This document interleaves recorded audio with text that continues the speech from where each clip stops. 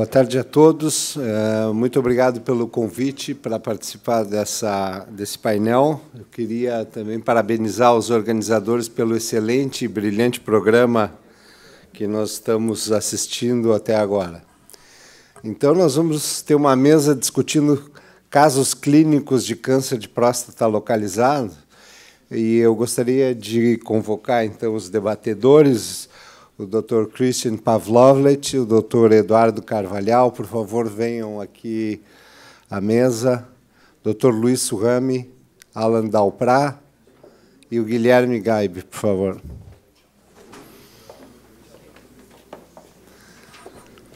Please take your seats and fasten your seat belts.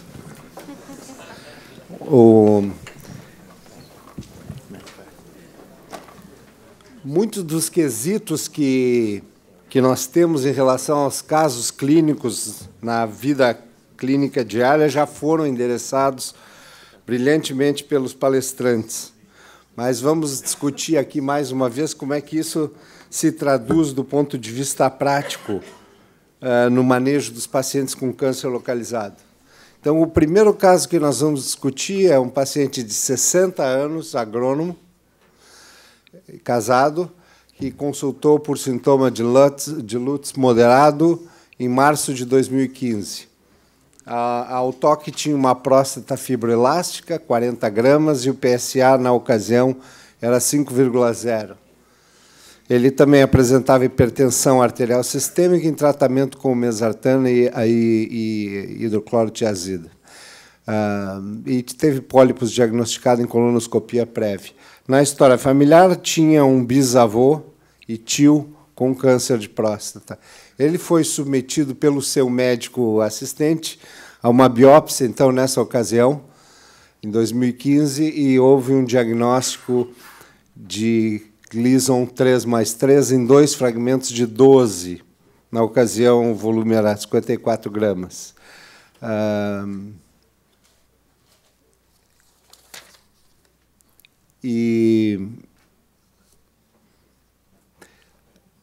Dr. Christian Pavlovich, o senhor acha necessário, para tomar alguma conduta, que se faça fusion biopsy, ou essa biópsia é suficiente para tomar uma decisão, já que nós estamos provavelmente diante de um câncer de low risk? Ou não é necessário isso? Yeah, I don't think an MRI is necessary at this point. I would say that I would like to know sort of how much cancer on each core, but overall this certainly seems like a low-risk patient, maybe even very low risk with this low PSA density. I think if he were to entertain surveillance, which would be reasonable, we would get an MRI. But I don't think we should say that biopsy is not good enough. We can't plan anything at this point. Okay. Unfortunately, I don't have this information about the percentage, of course. Esse paciente foi-lhe solicitado, então, um Oncotype DX, um teste, como nós já vimos, realizado no material de biópsia, que faz vê um algoritmo da expressão de um conjunto desses genes. E pode ser mais relevante exatamente no que o Guilherme Ribeiro falou, na decisão entre vigilância ativa versus tratamento imediato.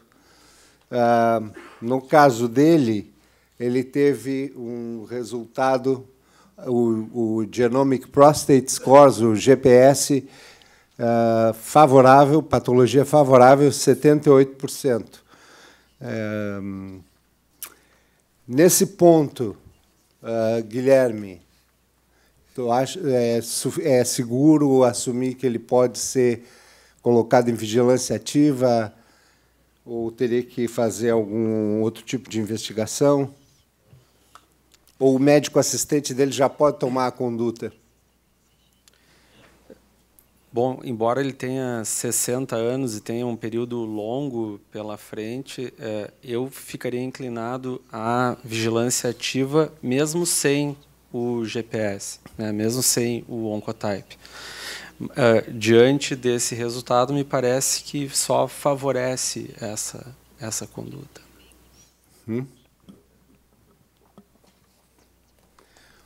Bom, vamos ver o que a plateia faria. Está todo mundo conectado para o survey, para a pesquisa?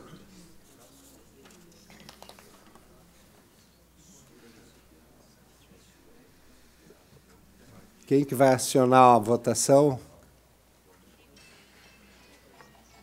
Então, nós temos 30 segundos, por favor.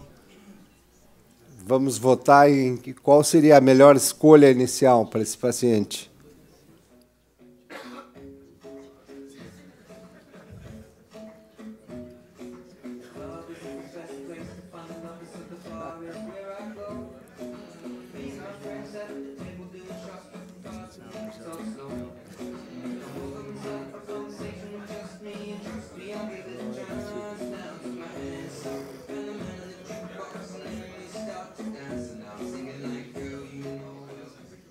Ok.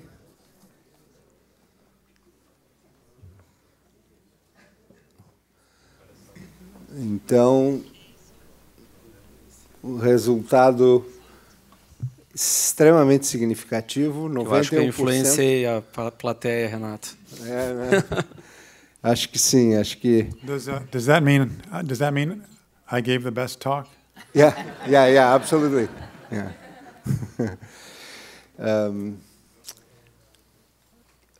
Foi o que foi feito com ele, ele foi colocado num protocolo de vigilância ativa, e nos anos subsequentes, então, nós temos a evolução dos PSAs, variando.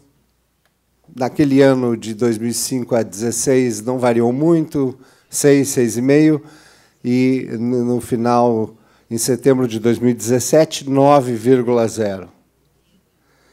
Então, subiu expressivamente seu PSA.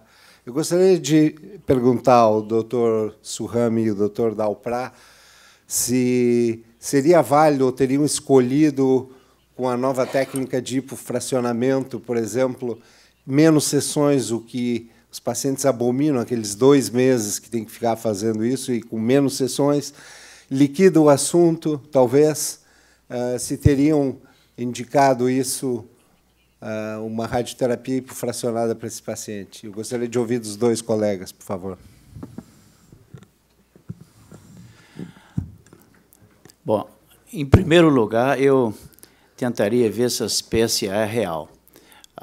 É um aumento súbito de um paciente que tinha queixas urinárias prévias, e eu gostaria de afastar a possibilidade de ser um processo puramente inflamatório, uma prostatite, por exemplo. Então, eu gostaria de repetir esse PSA. Eu não acho que não existe nenhuma urgência em trabalhar no tratamento nesse momento. Eu não tenho o cálculo na minha cabeça do doubling time desse PSA, mas mais ou menos isso deve estar acima de 30 meses, 25, 30 meses, que ainda é um seguro. Gostaria de ter certeza que isso não é falso, faria 10 dias, talvez, de terapia antibiótica e um anti-inflamatório. Assumindo que, após isso, repetindo esse PSA, talvez 3 meses depois, continuasse 9 ou mais alto, e se a pergunta é se eu trataria esse paciente, sim, eu trataria, e acho que o hipofracionamento, nesse caso, seria um tratamento ideal para um indivíduo como esse. Dr. Dalprá? Eu acho que a gente tem visto mais lesões anteriores na próstata que a gente não via anteriormente. E quando tem uma dissonância do PSA um pouco mais alto, num tumor de baixo risco, num Grissom 6, eu ficaria curioso e pediria uma ressonância para descartar um tumor na zona transicional anterior, para talvez uma biópsia mais focada. Excluindo essa possibilidade, talvez eu manteria ainda num protocolo de vigilância ativa, e confirmada a biópsia com uma progressão histológica, aí sim tratasse, mas eu tentaria postergar ainda um pouco mais o tratamento. E em Miami, a gente tem referido esse paciente para um protocolo chama MAST Trial, para tentar encontrar marcadores de imagem, radiogenomics, combinação de marcadores genômicos e de imagem. Então, eu colocaria esse paciente em clinical trial. Ok.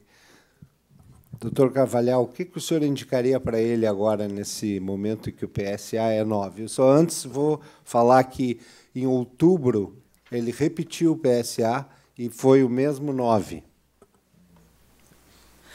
Eu concordo com o que o Dr. Alan colocou. Eu também teria uma tendência a reavaliar como é que está a situação da próstata real dele. Provavelmente faria uma ressonância, e ele já está, pelo tempo de segmento, provavelmente chegando perto da época de repetir uma biópsia de controle. O paciente provavelmente vai ir a uma nova biópsia, e se eventualmente confirmada a progressão, bom, aí tem que se rediscutir conduta, né? Mas eu provavelmente iria fazer uma ressonância com eventual biópsia, se houvesse algum dado novo. O seu médico assistente solicitou que ele realizasse uma nova biópsia,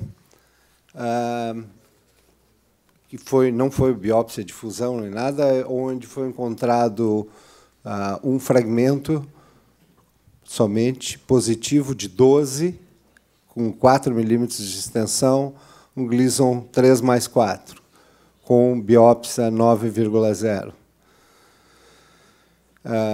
Essa foi a ordem que ele foi investigado, esse paciente.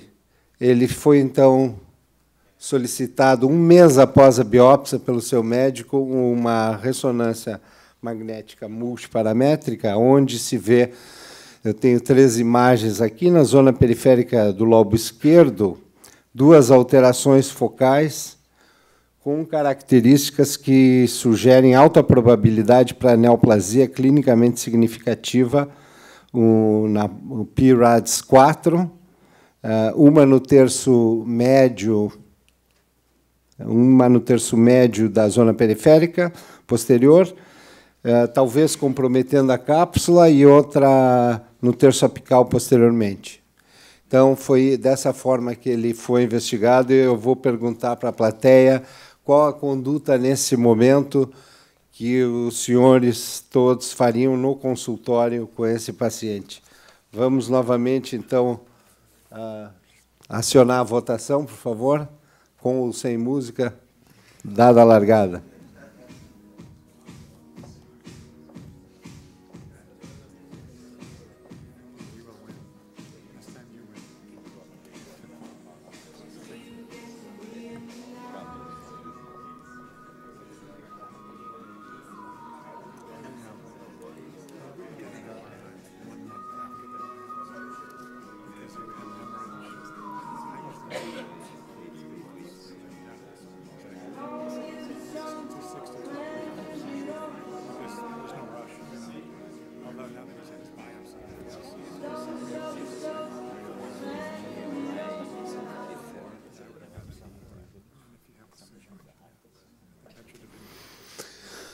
Então, tivemos, em primeiro lugar, a prostatectomia laparoscópica ou robótica, com 56%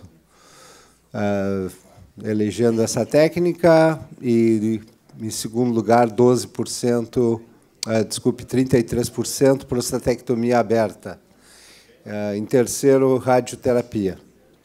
Muito bem. Esse paciente, então, nos nomogramas de Brigante e do Memorial apresentava um risco de 2% somente, e a conduta realizada foi uma prostatectomia radical sem linfadenectomia, se encontrando um Gleason 3+4, perfazendo 30% do volume prostático, confinado somente ao lobo esquerdo, sem extensão extraprostática, margens livres e sem invasão perineural. Alguém gostaria da mesa comentar algo a respeito do paciente, embora possa divergir da conduta e da ordem dos exames? Algum comentário? Quando se olha a ressonância magnética desse paciente, o lobo direito me parece um pouco alterado. Isso não é normalmente o que se observa numa ressonância magnética. E eu questiono ainda se esse 9 é realmente um 9 real ou isso é apenas um 9 fictício devido a um processo inflamatório. Me parece um processo inflamatório esse lado direito da próstata dele. O direito, o lado contralateral. O lado contralateral. E porque esse indivíduo, na verdade, ele tem um 3+4. Se esse 9 não é real, ele poderia ter continuado em vigilância ativa.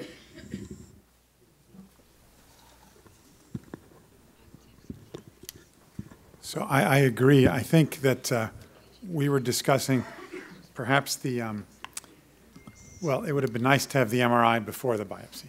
Yeah. But the fact that the MRI was done 3 or 4 weeks after the biopsy, we tend to wait 2 months, 3 months. This could be hemorrhage or artifact from all of the needles. So I'm not sure how much we can interpret. I think the right thing was done because more aggressive cancer was found, and I think the left lobe did look abnormal. But all of this asymmetry is, I think an MRI shortly after a biopsy just causes too many questions still.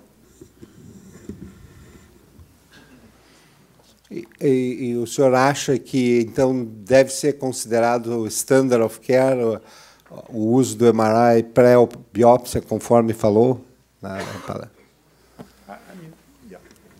In a surveillance patient, although, you know, a recent randomized trial in the New England Journal of Medicine suggested that one could go straight to MRI at elevated PSA, and if the MRI is negative, not to biopsy in some cases. I don't think all of us have changed our practice to that yet, but certainly in a surveillance patient with an unusual PSA, the MRI would have been a good next step. Okay. Can I ask you then, bring back to the great talk you gave. It was very nice and very comprehensive. And I'd like to bring back the intermediate risk. You did show that the death from prostate cancer is about 3%, different from the low risk, which was less than 1%, which is still very small. But however, when one looked at patients treated in a very recent RTOG trial, 0126 by Jeff Michalski, in which 79.2 gray of radiotherapy were given to patients like that, intermediate risk, death from prostate cancer was also 3%. So do we need really to treat these favorable intermediate risk patients when things remain unchanged? Yeah, and I mean, I think 3% of men in the U.S. die of prostate cancer overall, you know. And so much of this, what is a death from prostate cancer? It's how these are elderly men, radiation patients are typically older, our surveillance patients are older. You know, I think at some point cancer-specific survival and overall survival can be a question of definition. But you know, I agree with you. On the other hand, I'm not sure that we all know there are favorable risk intermediate men, but I'm not sure the NCC definition is the way to find them. I think maybe GenomeDx and other tests will help us identify those patients. But it's a good point. Mas mesmo com a definição do NCCN, existe um trabalho agora multidisciplinar combinando mais de 10 instituições, mostrando que realmente a mortalidade específica por câncer de próstata em pacientes com risco intermediário favorável, ela é extremamente baixa. Esse trabalho vai ser apresentado agora na Astro, e eu concordo plenamente. Talvez seja de forma geral, esses pacientes possam talvez ser observados. Doutor Guilherme, concorda? Quer falar alguma coisa? Acha que pacientes de risco intermediário, mas não desfavorável, podem ser pinçados e mantidos em vigilância ativa? Eu acredito que sim. Eu acredito que sim. Mas tem que ser muito bem avaliados para a gente ter certeza que eles são um intermediário favorável e que a gente não está deixando passar uma localização de mais alto risco, né, uma lesão de mais alto risco dentro da próstata. Mas bem selecionados e bem avaliados, eu acredito que sim. Ok, vamos, no interesse de tempo, ir para o próximo caso. Nós teremos 2 casos. paciente de 70 anos, aposentado, foi servidor público, aparece a consulta com PSA de 4,6, ao toque uma próstata de 30 gramas com um nódulo no ápice direito de mais ou menos 1 centímetro. Então, novamente, ele foi submetido a uma biópsia pelo seu médico assistente, que revelou uma próstata de 23 centímetros cúbicos e um Gleason 4+3 em ápice e terço médio direito, 3 de 12 fragmentos. Esse paciente não tem sintomas, é potente e continente. A história médica prévia, hernioplastia inguinal bilateral aos 4 e 7 anos, hipertensão arterial sistêmica em tratamento com losartana, história familiar, parentes de 2º grau com câncer de próstata, primos paternos. A impressão é que ele é portador de um câncer de próstata de risco intermediário desfavorável em um estádio clínico T2A. Esse paciente, Dr. Carvalhal, ele necessita de algum tipo de estadiamento, exames, ou nós podemos partir direto para uma conduta? Precisa algo mais? Dentro desse PSA e tudo? O risco de ele ter uma doença sistêmica é bastante baixo, né? Mas, normalmente, num paciente com doença de risco intermediário desfavorável, eu costumo pedir um estadiamento através de cintilografia e também com uma ressonância magnética que não foi feita antes, eu pediria cerca de 8 semanas depois da biópsia, né? Isso pode não ser padrão nos guidelines, né, ainda para o risco intermediário, mas, sendo desfavorável, eu solicitaria. Uma ressonância, algo mais? E uma cintilografia e um raio-x de tórax. Uma cintilografia e um raio-x de tórax. Muito bem. Vamos pedir para a plateia dizer o que acha, se há necessidade de fazer exames para tratar ou não, e que exames seriam solicitados. Aqui nós temos toda uma gama de exames, de opções, sem necessidade, só cintilo e ressonância magnética, cintilo e tomografia, ressonância e PET-CT.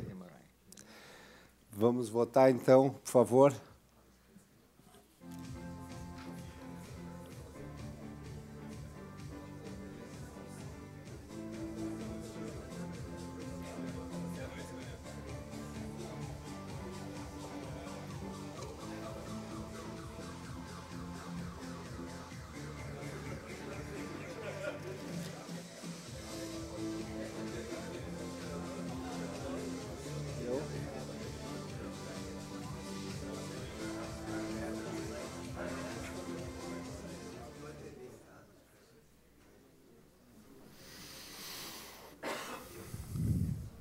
Então, em primeiro lugar, a cintilografia óssea, ressonância multiparamétrica da próstata. E, em segundo lugar, não há necessidade de investigação para esse paciente ser submetido a um tratamento.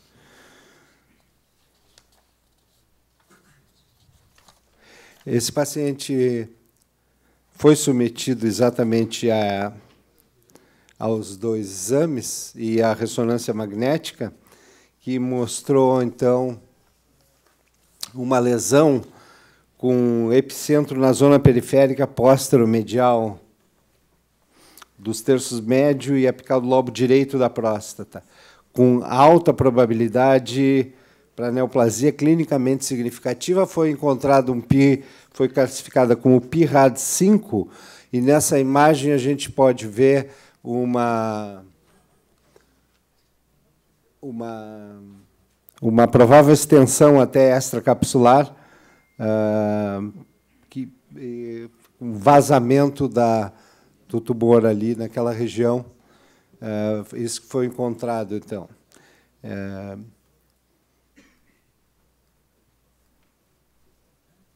cintilografia óssea foi negativa, e os 2 nomogramas foram aplicados, Brigante 6% de chance de doença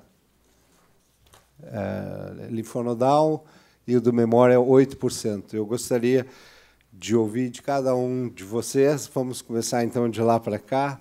Doutor Guilherme na fogueira, qual seria a conduta, mesmo levando em consideração a sua área de atuação? O que o senhor acha?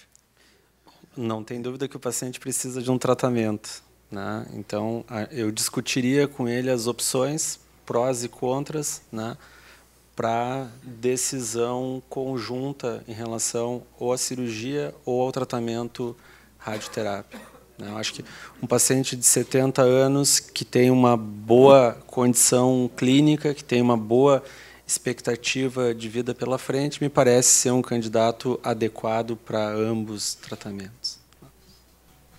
Ambos, prostatectomia ou radioterapia. Ou radioterapia. Doutor Dalprá.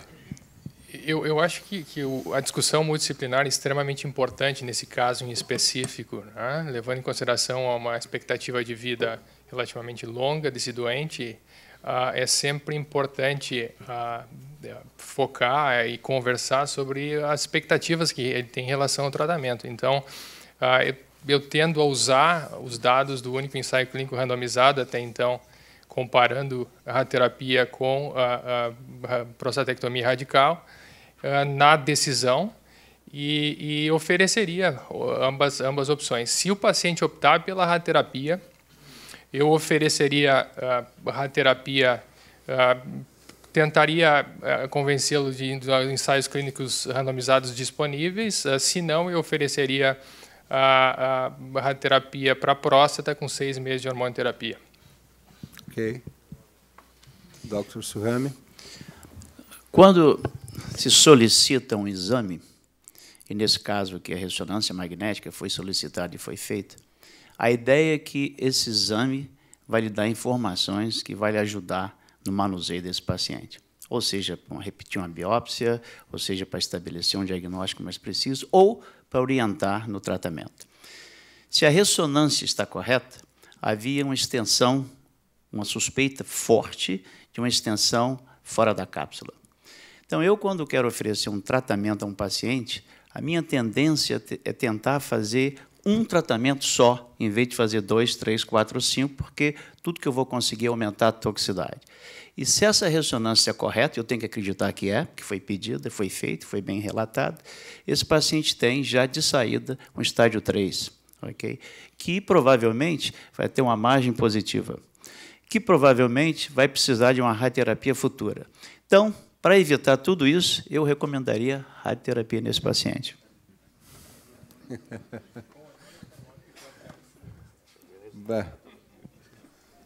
Está certo o seu ponto de vista, doutor Carvalhal. Eu também concordo que ele é um bom candidato para ambos os métodos de tratamento, tanto cirúrgico quanto radioterápico. Eu acho que a cirurgia pode ser bem feita também com um paciente com uma extensão extracapsular focal.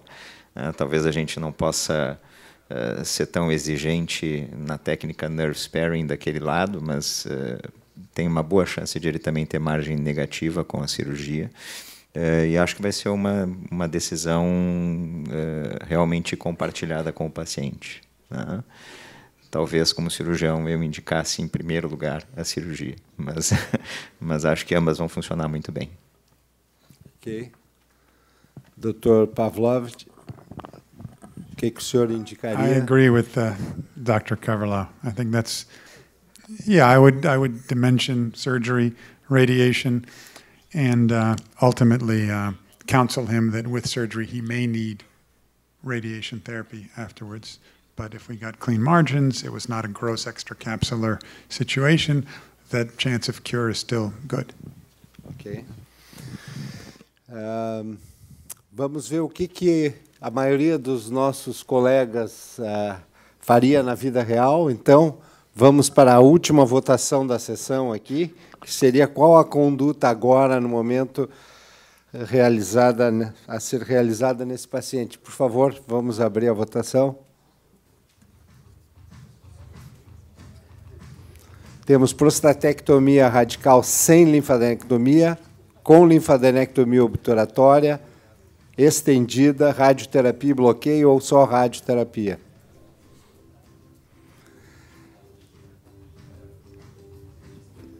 Take your bet, gentlemen. Vamos lá. Deu?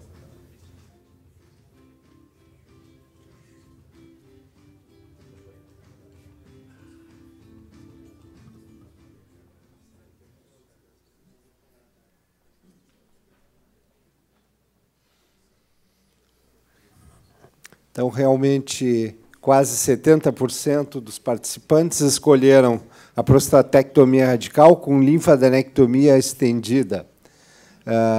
Em um número de cerca de um quarto dos participantes escolheria uma radioterapia com bloqueio hormonal. Tem que continuar falando que talvez no próximo ano suba mais essa porcentagem. Esse paciente foi operado por um dos colegas aqui há uns 10 dias.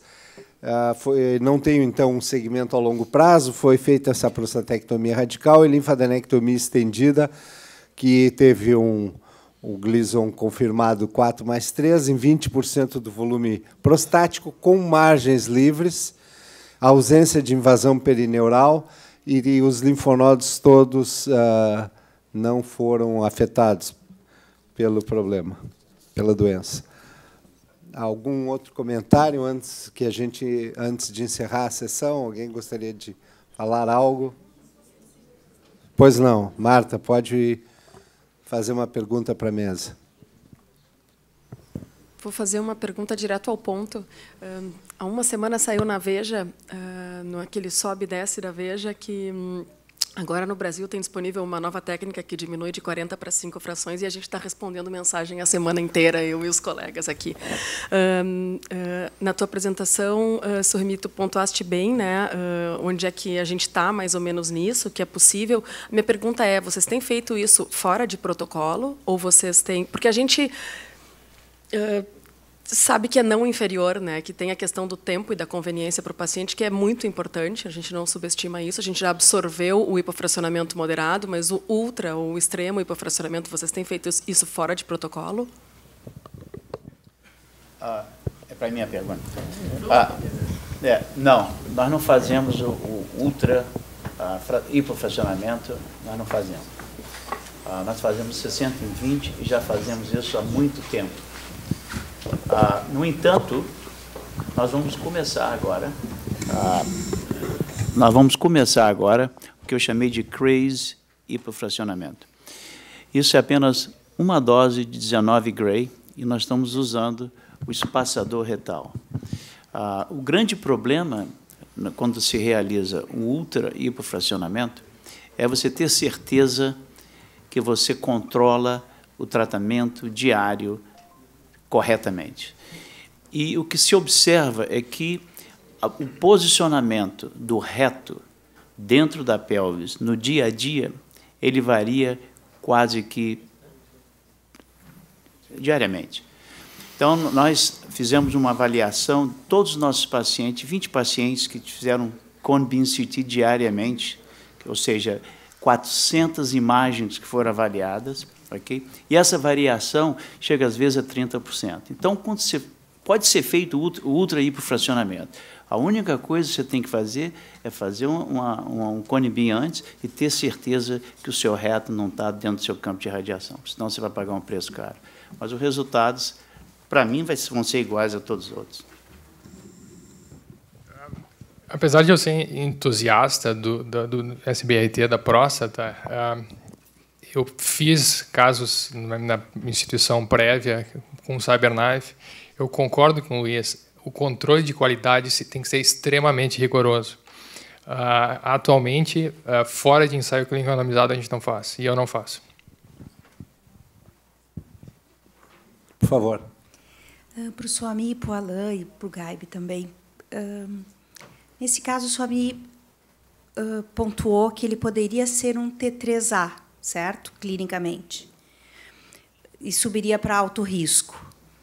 Mas daí o bloqueio hormonal seria de 6 meses, 4 a 6 meses. Se a gente não tem clinicamente tão extenso esse comprometimento. E eu sempre converso com os residentes que essa esse uso do bloqueio hormonal no risco intermediário, não diferenciando esse paciente, né, achando que qualquer risco intermediário tem que combinar bloqueio hormonal, é algo que fala um pouco contra a radioterapia, porque, em vez de um tratamento, são dois, não é verdade? E com todos os parefeitos do bloqueio hormonal. Então, a gente está numa outra luta agora, não só de radioterapia quanto a cirurgia, mas sim que a radioterapia tem associado ao bloqueio hormonal inúmeras vezes. Algum comentário de vocês?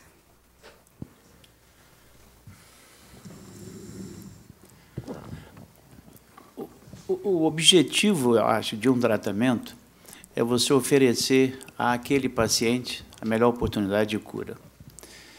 Quando se analisa risco intermediário desfavorável, a melhor oportunidade de cura para esse paciente é um tratamento curto hormonal de 6 meses e a radioterapia, já que está se fazendo a radioterapia. O Alan falou do 0815, um protocolo da RTOG, que fechou um ano e pouco atrás, do Álvaro Martínez, que questiona se uma dose mais alta de radioterapia, no caso 79,2 grays, seria ou não suficiente para controlar esses pacientes. Nós não temos resultado. O PCS3, nós temos o resultado. Esse estudo foi 70 gray mais 6 meses de hormônio, 76 grays mais 6 meses de hormônio, ou 76 grays sem hormônio. 70 gray com 6 meses de hormônio é melhor que 76 grays sem hormônio. E 76 com hormônio não é melhor que 70 com hormônio. Então, você pode, na verdade, fazer o contrário. Você talvez possa diminuir a toxicidade da radioterapia se você fizer 6 meses de hormônio. Então, é um trade-off, é uma troca de gentilezas entre o hormônio e a radioterapia. Não preciso fazer uma dose tão alta de radioterapia, o meu reto é melhor preservado, e eu negocio com o paciente 6 meses de hormônio com as consequências que todos nós sabemos. Alguma outra pergunta? Muito bem, então era o que nós tínhamos para debater nessa sessão. Eu queria agradecer aos participantes da mesa e à plateia pela paciência. Muito obrigado.